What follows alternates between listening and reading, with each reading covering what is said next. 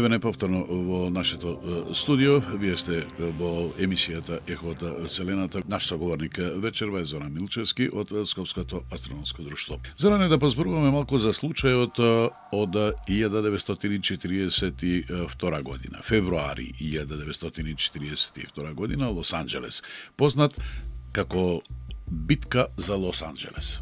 Еден од најголемите феномени што се јавува, значи околу ово, е токму таа битка за Лос Анџелес, која што се случува 1942 година во февруар месец. Мислам, таа во тој дел, значи предходно, си имаат доста голем број на луѓе наблюдуваат разни објекти на небото кои што се од непознато потекло. Значи, меѓутоа веќе февруар 1942 година над небото на Лос Анџелес се јавуваат три летечки, еве да ги кажеме, три летечки објекти кои што испуштаат силна светлина према самиот град. Сега во тоа време во градот, затоа што тоа е периодот на Втората светска војна, настанува голема паника, голема забуна кај самото население. Значи, во таа паника која што настанува, загинуваат тројца луѓе, значи од сообраќај, бегајќи од градот, значи движејќи се према останатите населби во околината на Лос Анџелес, така да неколку луѓе страдаат тука од тие сообраќајни несреќи, од таа преголема брзина што се јавува. А исто така едно десетина луѓе настрадуваат и од страф, од преголем страх, значи од срцеви удари кои што е под ситуација да мекеве нешто се случува, нешто напаѓа према нас и према градот и слично. Мислам, целиот случај добива поголема тежина кога веќе во тоа време и полицијата и војската даваат, мислам, до народот даваат едно обавестување дека народот да биде затворен, да се затвори во своите домови, да не паничи, демекова не е ништо опасно, ние држиме ситуацијата под контрола, меѓутоа самото население нормално не верува во целата таа приказка. Се даваат некои изјави на радио и на телевизија, така кои што се прават уште поголема паника кај самото население.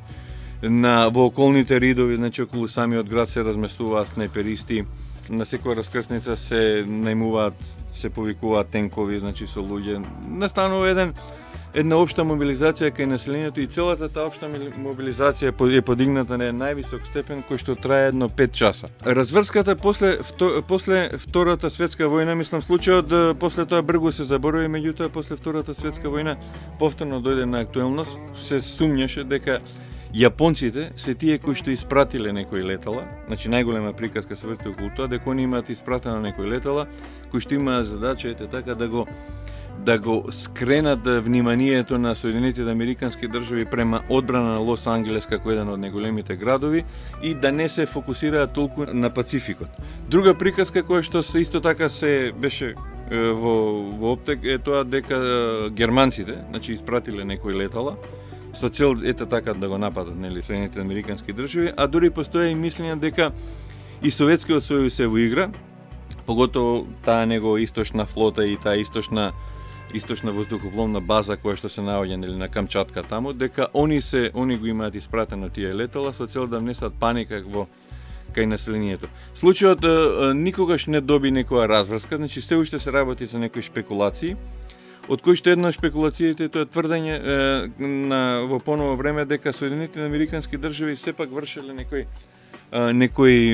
испитувања на некои летала, односно бомбардери кои што се потребни за Втората светска војна и дека меѓутоа американската војска и американската влада никој пат не го потврди нити пак го демантираше овој случај кој што е така еден од најголемите во тој период мислам и воопшто најголем во човековата историја. Procedure 3, 2, 1, launch. Ехо от Вселената.